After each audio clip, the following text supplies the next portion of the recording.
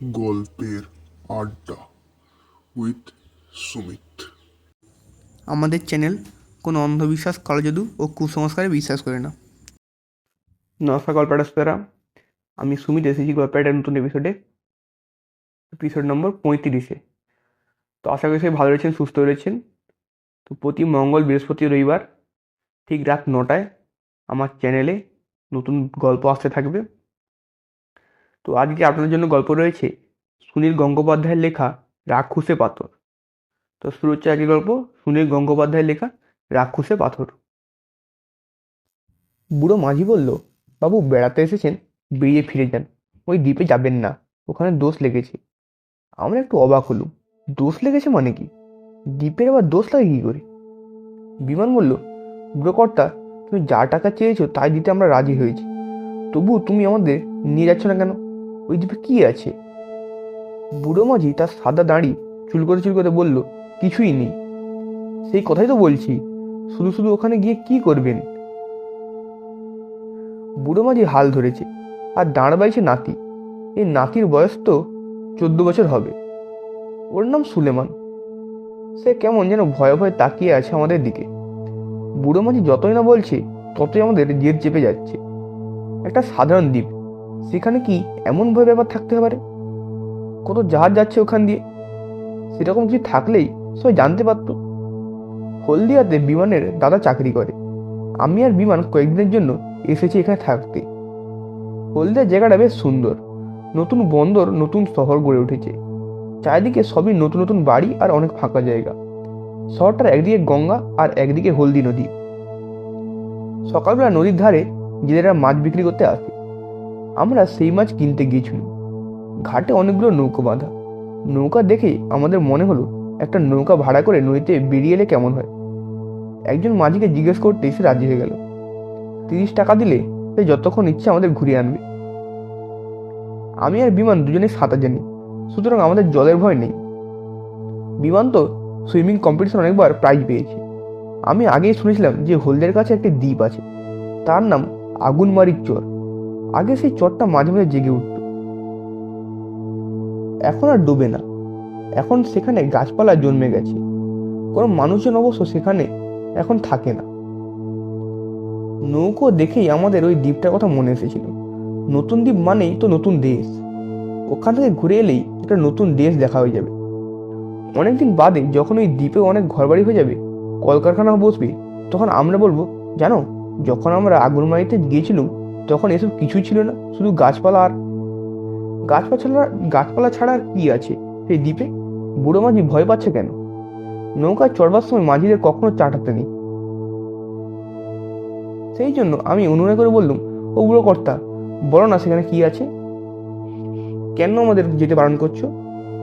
বুড়ো মাঝি বলল, কিছু তো নেই বলছি, শুধু কয়েকটা গাছ আর বালি, আর ওই শামুক ঝিনুক ভাঙা। বিমান বলল, তাহলে আমাদের সেখানে নিয়ে যেতে চাইছো না কেন? সেখানে কি ভয়ের কিছু আছে? বুড়ো মাঝি বলল, আকাশে মেঘ দেখো না বাবু, এখন আর অত দূরে যাওয়া ঠিক নয়, এই কিনারায় থাকা ভালো। বিমান বলল, তুমি কি আমাদের ছেলে মানুষ পেয়েছো? সামান্য মেঘ, এতে কখনো ঝড় ওঠে? তুমি আমাদের নিয়ে যেতে চাও না তাই বলো? আমি বুড়ো মাঝির নাতিকে জিজ্ঞেস করলুম, সুলেমান, তুমি গেছো সেই দ্বীপে, সেখানে ভয়ের কিছু আছে? সুলেমান দাদুর দিকে তাকালো একবার, তারপর বলল, ভয়ের কিছু নেই কো, অন্য কিছু দেখা যায় না, তবে সেখানে গেলেই মনটা কেমন কেমন করে, মনটা খারাপ হয়ে যায়। এ তো আরো অদ্ভুত কথা, একটা দ্বীপে গেলে মন খারাপ হয়ে যাবে। আমি আর বিমান দুজনে হেসে উঠলুম। তাহলে তো যেতেই হবে সেখানে। বুড়ো মাঝিকে বললাম, তুমি যদি না যেতে চাও তো আমাদের ফেরত নিয়ে চলো, আমরা অন্য নৌকা ভাড়া করব। বুড়ো মাঝি একটা দীর্ঘশ্বাস ফেলে বলল, আপনাদের কাছ থেকে টাকা নিয়েছি, সেই টাকা ফেরত দেওয়া পাপ, তবে চলেন নিয়ে যাই, পরে যেন আমাকে দোষ দেবেন না। ওই সুলেমান, ভালো করে টান। আকাশে মেঘ আছে বটে, কিন্তু কোনো জমাট কালো নয়। সে মেঘের ছায়া পড়েছে জলে, রোদ নেই, বেশ ছায়া ছিল। নদীতে বড় বড় ঢেউ। এখানে নদী প্রায় সমুদ্রের মতন, এপার ওপার দেখাই যায় না। পাশ দিয়ে জাহাজ কিংবা স্টিমার গেলে আমাদের নৌকাটা দূরে দূরে উঠছে। খানিকক্ষণ পর বুড়ো মাঝি ডান দিকে হাত তুলে বলল, ওই যে দেখেন আগুনমারির চর, দেখলেন তো? আমি আর বিমান দুজনে ঘাড় ফেরালু। মনে হলো নদীর বুকেই যেন একটা গাছ মাথা তুলে দাঁড়িয়ে আছে, মাটি দেখা যাচ্ছে না। বুড়ো মাঝি বলল, দেখা হলো তো, এবার নৌকো ঘুরেই। আমি আর বিমান একসঙ্গে বলে উঠলুম, সে কি, আমরা কাছে যাব না? কাছে গিয়ে আর কি করবেন, আর তো দেখার কিছুই নেই। বিমান এবার বেশ রেগে গিয়ে বলল, তোমার মতলব কি বলতো বুড়ো? ওই দ্বীপে কি তোমার কোনো জিনিসপত্র আছে? ওখানে আমাদের যেতে দিতে চাও না কেন? বুড়ো মাঝি আমতা আমতা করে বলল, দেখা তো হলোই, আরও কাছে গিয়ে লাভটা কি? বিমান বলল, লাভ লোকসানের কথা নয়, আমরা ওই দ্বীপে নেমে হাঁটতে চাই। বুড়ো মাঝি এবার খুব জোরে হাল ঘোরাতে নৌকাটা তত্তরিয়ে এগিয়ে গেল।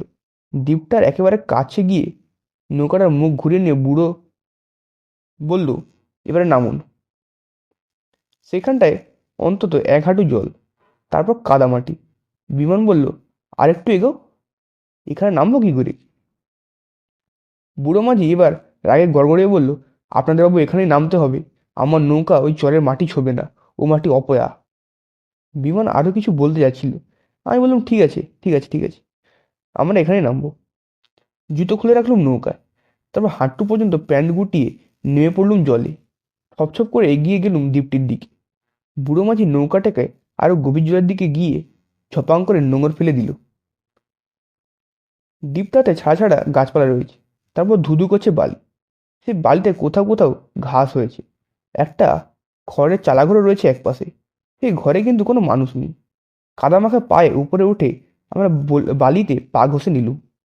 বিমান বলল, একটা কিছু ফ্ল্যাগ নিয়ে এলে হতো, তাহলে সেই ফ্ল্যাগটা পুঁতে আমরা এই দ্বীপটা দখল করে নিতুম। আমি বললাম, তা কি করে হবে? আগেই তো এখানে মানুষ উঠেছে, দেখছিস না ঘর রয়েছে। আমরা ঘরটার কাছে গিয়ে দেখলুম, তার মধ্যে পাতা আছে একটি খাটিয়া, আর চতুর্দিকে ছড়িয়ে আছে শুকনো গোবর। জায়গাটায় বিচ্ছিরি গন্ধ। বিমান বললাম, এখানকার লোকেরা গরু চড়াতে আসতো, কিন্তু গরুগুলোকে নিয়ে আসতো কি করে? আমি বললুম, বড় বড় নৌকায় করে নিয়ে আসতো। আমি নৌকায় গরু মোষ পার করতে দেখেছি। তারা এখন আর আসে না কেন? বর্ষাকাল এসে গেছে, সেই জন্য এখন আসে না। এটা সোজা কথা। দ্বীপটা কিরকম চুপচাপ, লক্ষ্য করেছিস? কোনো শব্দ নেই, মানুষজন নেই, শব্দ হবে কি করে? তবু আমি কিন্তু একটা শব্দ শুনতে পাচ্ছি, কান পেতে শোন। দুজনে চুপ করে দাঁড়ালুম। সত্যি খানিকটা দূরে গাছপাড়ার আড়াল থেকে মাঝে মাঝে একটা ফোঁস শব্দ পাওয়া যাচ্ছে। কেউ যেন নিঃশ্বাস ফেলছে খুব জোরে। কোনো মানুষ অবশ্য অত জোরে নিঃশ্বাস ফেলতে পারে না। বিমানের মুখটা শুকিয়ে গেল, চোখ বড় বড় করে বলল, ওটা কিসের শব্দ বলতো শুনে?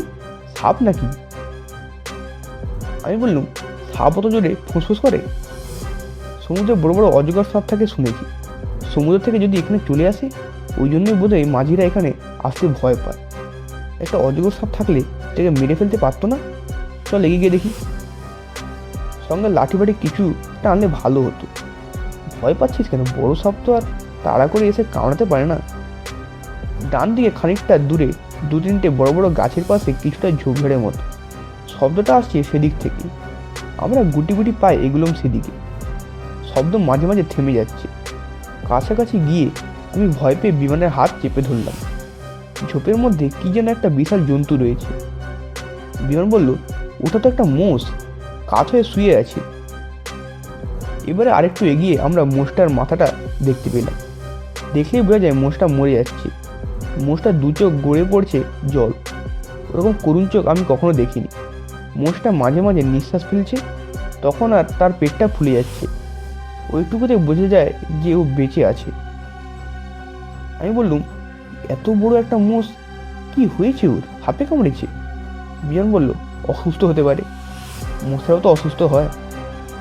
কিন্তু কোনো লোকজন নেই, একলা একলা একটা মোষ এখানে পড়ে আছে। মোষের মালিক বুঝতে পেরেছে ও আর বাঁচবে না, সেই জন্য একে ফেলে রেখে চলে গেছে। আমরা ঝোপটার মধ্যে না ঢুকে এদিক ওদিক ঘুরতে লাগলাম। যতবার মোষটার নিঃশ্বাসের শব্দ শুনেছি, ততবার মন খারাপ লাগছে। বিমান বলল, একটা জিনিস লক্ষ্য করেছিস? এখানে গাছের পাতাগুলো কেমন যেন শুকনো শুকনো। এখন বর্ষাকালে তো গাছের পাতা শুকিয়ে যায় না। আমি বললুম, গাছগুলোর ছাল খসে পড়েছে অনেক জায়গায়। এখানে তো জল নোনা, তাই বোধহয় গাছের স্বাস্থ্য ভালো থাকে না। বিমান বলল, বাজে কথা বলিস না, সুন্দরবনে অত গাছ রয়েছে না? সেখানকার জল তো আরও বেশি নোনা। এখানকার গাছগুলোর বোধে কিছু একটা রোগ হয়েছে। ওটা কি রে? ওটা তো একটা পাথর। আশ্চর্য তো, খুবই আশ্চর্য ব্যাপার। কিসের আশ্চর্য? তুই বুঝলি না? গঙ্গা নদীর দ্বীপে পাথর আসবে কি করে? কেন? এখানে কি কোথাও পাথর আছে? ওদিকে কোথাও পাহাড় আছে? এখানে এত বড় একটা পাথর কে নিয়ে আসবে? পাথরটা এমনিতেই খুব সাধারণ, একটা মাঝারি ধরনের আলমারির সাইজের। যে কোনো পাহাড়ি জায়গায় গেলে এরকম পাথরের চাই পড়ে থাকতে দেখা যায়, কিন্তু নদীর ওপরে একটা নতুন দ্বীপে ওরকম পাথর তো দেখতে পাওয়া স্বাভাবিক নয়। আমরা পাথরটার কাছে গেলুম। সেটার গায়ে শ্যাওলা জমে গেছে। আমি পাথরটার গায়ে হাত দিয়ে বললুম, সমুদ্রের তলায় অনেক জায়গায় ডুবো পাহাড় থাকে, হয়তো গঙ্গার এখানটাতে ডুবো পাহাড় আছে। দ্বীপটা তৈরি হওয়ার সময় পাথরটা উঠে এসেছে। বিমান হাঁটু গেড়ে বসে পড়ে বলল, তোর কি বুদ্ধি! পাথর কি হালকা জিনিস যে জলের উপর ভেসে উঠবে? তাছাড়া দেখ, এর তলায় কিছু ঘাস চাপা পড়ে আছে। এই দ্বীপটা হবার পরে কেউ পাথরটা এখানে এনেছে, কিন্তু শুধু শুধু কেন এত বড় একটা পাথরকে এখানে বয়ে আনবে? আমি পাথরটার গায়ে হাত বুলোতে বুলোতে বললুম, উল্কা নয় তো? অনেক সময় উল্কো টুলকো পৃথিবীতে এসে পড়ে। বলতে বলতে আমি মাথা ঘুরিয়ে মাটিতে পড়ে গেলুম। বিমান দারুণ ভয় পেয়ে চেঁচে উঠল, কি হলো সুনীল, কি হলো তোর? আমি সঙ্গে সঙ্গে উঠে বসলুম। আমিও অবাক হয়ে গেছি খুব। কি হলো কিছুই বুঝতে পারছি না। এরকম তো আমার কখনো হয় না। বিমান আমায় ঝাঁকুনি দিয়ে বলতে লাগলো, কি হলো রে, কি হলো? আমি বললাম, জানি না, হঠাৎ কেমন মাথাটা ঘুরে গেল। চুপ করে বসে থাক, উঠিস না। আমার কিছু হয়নি, তবু বসে থাক। একটা জিনিস দেখ সুনীল, এই পাথরের নিচের ঘাসগুলো দেখ, কেমন যেন খয়েরি হয়ে গেছে। ঘাস চাপা পড়লে হলদে হয়ে যায়, কিন্তু খয়েরি, তুই কখনো খয়েরি ঘাস দেখেছিস? এ বোধহয় অন্য জাতের ঘাস। পাশের এই গাছটা দেখ, এই গাছটার গাটা লাল। আমি লাল রঙের গাছ কখনো দেখিনি।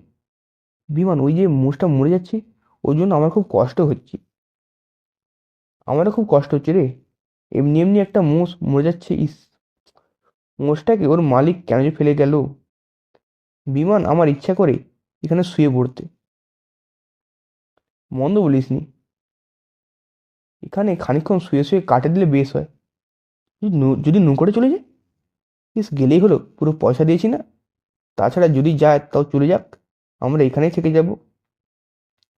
হঠাৎ আমি লাফিয়ে উঠে পড়লুম, দারুণ জোরে চেঁচে উঠলুম, বিমান, বিমান, এই পাথরটা জ্যান্ত! বিমান বলল, কি বলছিস, তোর মাথা খারাপ হয়ে গেছে? না রে, আমি সত্যিই দেখলুম পাথরটা নড়ে উঠলো। কি বলছিস জাতা? পাথরটা নড়বে কি করে? আমি স্পষ্ট দেখলুম পাথরটা পেটের কাছে একবার যেন চুপসে গেল, আবার ফুলে উঠলো, ঠিক ব্যাঙের মতো। দূর, পাথরে আবার পেট কি? তুই ভুল দেখেছিস। মোটেই ভুল দেখিনি। বিমান গিয়ে পাথরটার গায়ে হাত দিতেই আমি বিমানের অন্য হাতটা ধরে এক হ্যাঁচকা টানে সরিয়ে আনলুম। আমার বুকের মধ্যে দুমদুম আওয়াজ হচ্ছে।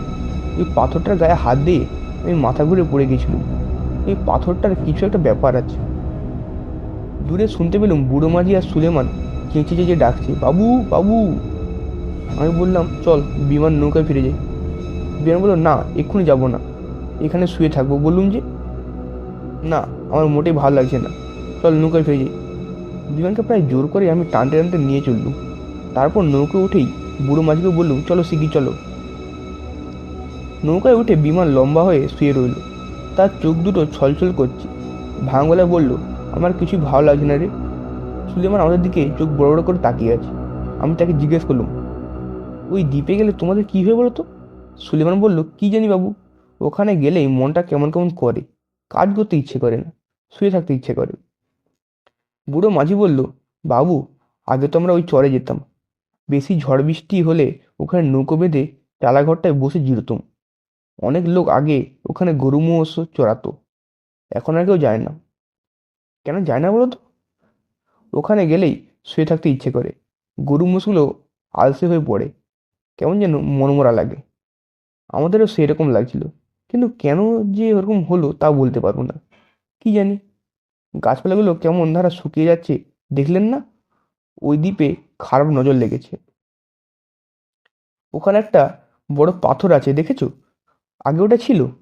না, আগে ছিল না, এই তো মাঝখানে ধরে দেখছি। কি করে পাথরটা ওখানে এলো? কেউ তা জানে না। কেউ কেউ বলে ওটা আকাশ থেকে খসে পড়েছে। আমার মাথাটা এখনো দুর্বল লাগছে। আমি আর কথা বলতে পারলুম না। শুয়ে পড়লুম বিমানের পাশে। হলদিয়ায় ফিরে এসে আমরা দুজনেই সোজা চলে গেলুম বিছানায়। রাত্রিরে কিছু খেতে ইচ্ছে করছিল না। ঘুমিয়ে ঘুমিয়ে নানা রকম দুঃস্বপ্ন দেখতে লাগলুম। তার মধ্যে বারবারই দেখতে লাগলুম সেই পাথরটাকে। ঠিক একটা ব্যাঙের মতো তার পেটটা একবার চুপসে যাচ্ছে, একবার ফুলছে। একটা জ্যান্ত পাথর। আমি শিরে শিরে উঠতে লাগলুম। সকালবেলা বিমানের দাদা স্বপনদা জিজ্ঞেস করলেন, তোদের কাল কি হয়েছিল? সন্ধ্যে থেকে খালি ঘুমোচ্ছিলি। স্বপনদাকে সব কথা বলতেই হলো। স্বপনদা সবটা শুনে হু হু করে হেসে উঠে বললেন, গাঁজাখড়ি গল্প বলার আর জায়গা পাসনি? একটা জ্যান্ত পাথর। হুম। সেটার পাশে গিয়ে দাঁড়ালে মন খারাপ হয়ে যায়, শুয়ে পড়তে ইচ্ছে করে। দূর, যত সব। বিমান বলল, দাদা, আমি পাথরটাকে নড়তে দেখিনি, সুনীল দেখেছি। কিন্তু আমারও সেখানে শুয়ে পড়তে ইচ্ছে করছিল। বেশ করেছিল, শুয়ে থাকলেই পারতিস। তাহলে আমাদেরও নিশ্চয়ই ওই মোষটার মতন অবস্থা হতো। আমি বললাম, স্বপনদা, নৌকা মাঝিরাও কেউ ওই দ্বীপটায় এখনো যেতে চায় না। ওরাও ভয় পায়। পুলিশে একটা খবর দেওয়া দরকার। স্বপনদা বললেন, পুলিশও তোদের কথা শুনে আমার মতন হাসবে। দেখবি। মিস্টার দাসকে ডাকবো? হলদিয়ার এসডিপি ও মিস্টার দাস স্বপনদার বন্ধু। স্বপনদা তাকে টেলিফোনে ডেকে পাঠালেন। বললেন, মিস্টার দাস, একবার আমার বাড়িতে চলে আসুন, ব্রেকফাস্ট খেয়ে যাবেন, আর একটা মজার গল্প শোনাবো। 10 মিনিটের মধ্যে মিস্টার দাস এসে গেলেন। তিনি বললেন, শুধু এক কাপ চা খাবো, বড্ড কাজ পড়েছে, এক্ষুনি যেতে হবে। কাল রাত্রিরে একটি লঞ্চ ডুবি হয়েছে গঙ্গায়। স্বপনদা বললেন, বসুন বসুন। কাল দুপুরে এই দুই শ্রীমান নৌকা ভাড়া করে গিয়েছিল আগুনমারির চরে। সেখানে নাকি ওদের এক সাংঘাতিক অভিজ্ঞতা হয়েছিল। ওরা দুজনে। স্বপনদাকে থামিয়ে দিয়ে পুলিশ সাহেব আমাদের দিকে তাকিয়ে বললেন, তোমরা দুজনে কাল আগুনমারি চরে গিয়েছিলে? আশ্চর্য ব্যাপার, ওই দ্বীপটার পাশেই তো কাল রাত্রি লঞ্চটা ডুবেছে। ঝড় বৃষ্টি কিছু নেই, শুধু শুধু একটা লঞ্চ ডুবে যাওয়া খুবই আশ্চর্যের ব্যাপার। স্বপনদা জিজ্ঞেস করলেন, কেউ মারা গেছে? পুলিশ সাহেব বললেন, না, মরেনি কেউ, সবাইকে উদ্ধার করা গেছে। আমাদের পুলিশের লঞ্চ খুব তাড়াতাড়ি গিয়ে পৌঁছায়, কিন্তু লঞ্চটা যে কী করে ডুবলো তা ওরা কেউ ঠিকঠাক বলতে পারছে না। সবাই বলছে কি যেন হলো, কিছু জানি না। হঠাৎ একটা ধাক্কাতে লঞ্চটা কেঁপে উঠলো, তারপরই হুড়মুড়িয়ে জল ঢুকতে লাগলো। স্বপনদা বললেন, লঞ্চটা একদম ডুবে গেছে বলতে চান? পুলিশ সাহেব বললেন, হ্যাঁ, সেটা তোলার ব্যবস্থা করতে হবে। ওই লঞ্চের একজন খালাসি শুধু অদ্ভুত একটা গল্প বলছে। আগুনমারি চর থেকে একটা মস্ত বড় পাথর নাকি উড়ে এসে প্রচণ্ড জোরে লঞ্চের ফুটো করে দেয়। এরকম গাঁজাখড়ি কথা কেউ শুনেছে? গঙ্গার উপরে দ্বীপ, সেখানে পাথর আসলে কি করে? যদিও পাথর থাকে, সেটা কেউ না ছুঁড়লে এমনি এমনি উঠতে উঠতে আসবেই বা কি করে? স্বপনদা বললেন, এরা ওই দ্বীপে একটা বড় পাথর দেখেছে বলছে। পুলিশ সাহেব বললেন, ভোরবেলা আমি আমার লঞ্চে সেই দ্বীপটা ঘুরে দেখে এসেছি। সেখানে পাথরটা তো কিছু নেই, মানুষজনের কোনো চিহ্ন নেই, শুধু একটা মরা মোষ রয়েছে দেখি। আমি আর বিমান চোখুচুকি করলাম। আগুনমারির চরের পাথরটাই যে লঞ্চটাকে ডুবিয়েছে তাতে আমাদের কোনো সন্দেহ নেই।